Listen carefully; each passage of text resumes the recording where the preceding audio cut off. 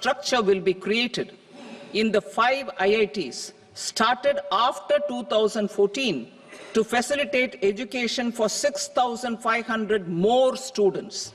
Hostel and other infrastructure capacity at IIT Patna will also be expanded.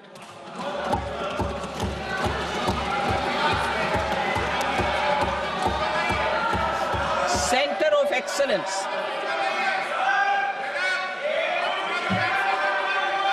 Center of Excellence in AI for Education.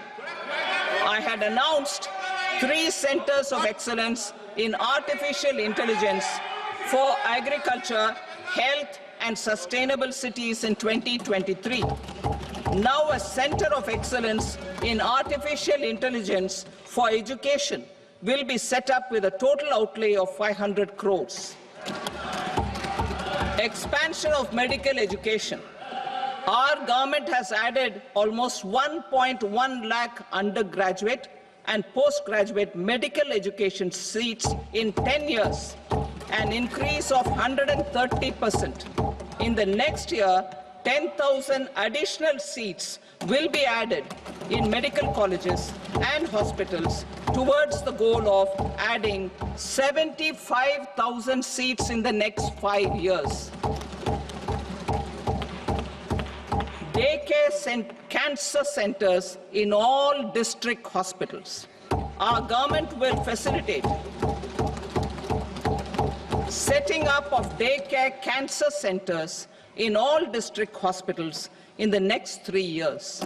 200 centers will be established in 25-26 itself. Strengthening urban livelihoods. Our government has been giving priority to assisting urban poor and vulnerable groups.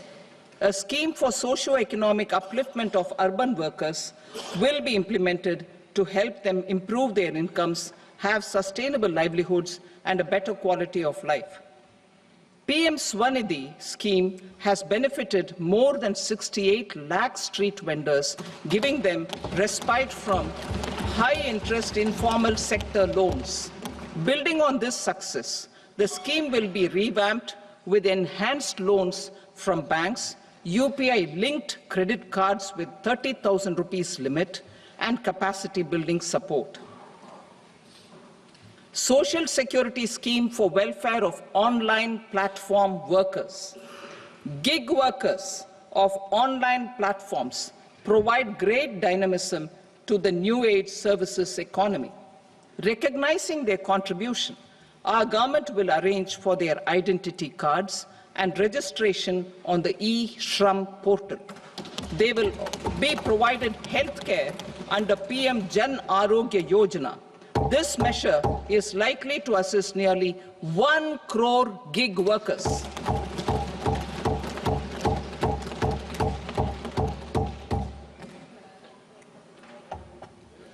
Investing in the economy. Public-private partnership in infrastructure. Each infrastructure-related ministry will come up with a 3-year pipeline of projects that can be implemented in PPP mode.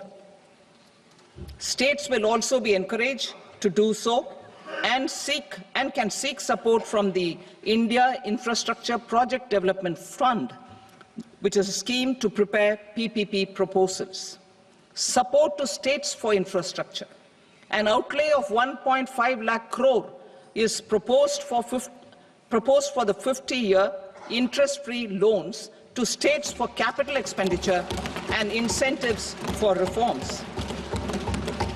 Building on the success of the first asset monetization plan announced in 2021, the second plan for 2025 to 30 will be launched to plow back capital of 10 lakh crore in new projects. Regulatory and fiscal measures will be fine-tuned to support the plan. Jal Jeevan Mission. Since 2019, 15 crore households, representing 80% of India's rural population, have been provided access to portable tap water connections.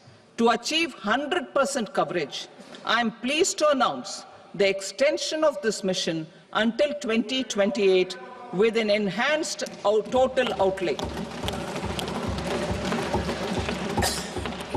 The mission's focus will be on the quality of infrastructure and O&M of rural piped water supply schemes through Jan Bhagidari. A separate MOU or separate MOUs will be signed with the states and union territories to ensure sustainability and citizen-centric water services delivery. Urban sector reforms. Building on the July budget proposals, urban sector reforms related to governance, municipal services, urban land and planning will be incentivized. Urban Challenge Fund. The government will set up an Urban Challenge Fund of 1 lakh crore rupees to implement the proposals for cities as growth hubs, creative redevelopment of cities, and for water and sanitation purposes announced in the July budget.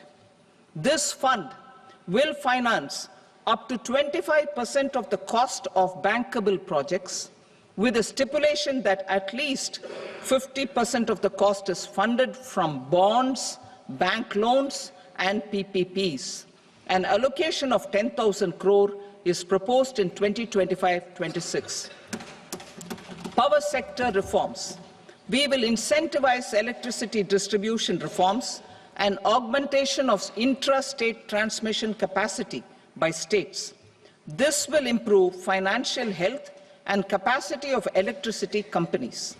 Additional borrowing of 0.5% of GSDP will be allowed to states contingent on these reforms. Nuclear energy mission for Vikasit Bharat. Development of at least 100 gigawatt of nuclear energy by 2047 is essential for our energy transition efforts. For an active partnership with the private sector towards this goal, amendments to the Atomic Energy Act and the Civil Liability for Nuclear Damage Act will be taken up. A nuclear energy mission for research and development of small modular reactors with an outlay of 20,000 crore will be set up. At least 5 indigenously developed small modular reactors will be operationalized by 2033. Shipbuilding. The shipbuilding financial assistance policy will be revamped to address cost disadvantages.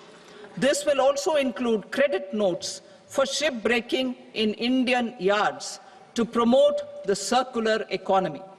Large ships above a specified size will be included in the infrastructure harmonized master list. Shipbuilding clusters will be facilitated to increase the range, categories, and capacity of ships. This will include additional infrastructure, facilities, skilling, and technology to develop the entire ecosystem. Maritime Development Fund. For long-term financing for the maritime industry, a Maritime Development Fund with a corpus of 25,000 crore rupees will be set up. This will be for distributed support and promoting competition. This will have up to 49% contribution by the government, and the balance will be mobilized from ports and from private sector. UDAN regional connectivity schemes. UDAN has enabled 1.5 crore middle-class people to meet their aspirations for speedier travel. The scheme has connected 88 ports, airports, and operationalized 619 routes. Inspired by that success, a modified UDAN scheme will be launched to enhance regional connectivity to 120 new destinations and carry 4 crore passengers in the next 10 years. 4 crore additional passengers in the next 10 years. The scheme will also support helipads and smaller airports in hilly, aspirational and northeast regional districts. Greenfield airports will be facilitated in Bihar to meet the future needs of the state. These will be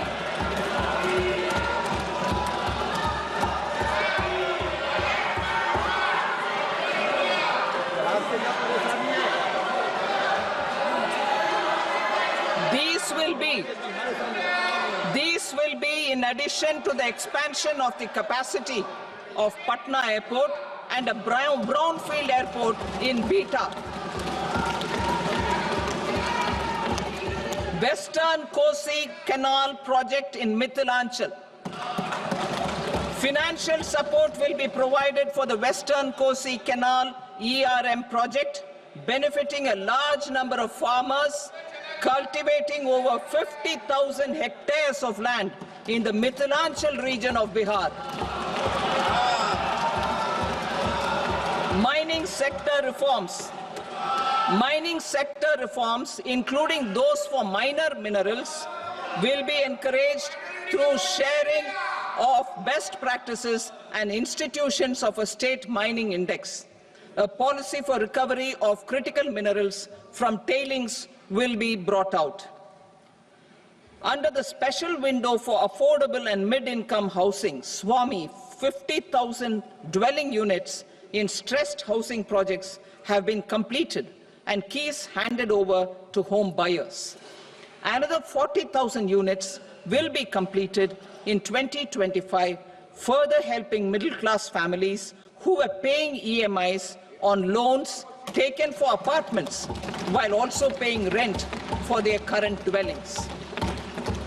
Building on this success, SWAMI Fund 2 will be established as a blended finance facility with contribution from the government, banks and private investors.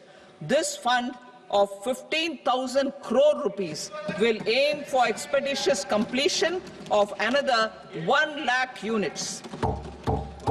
PM Gati Shakti data for private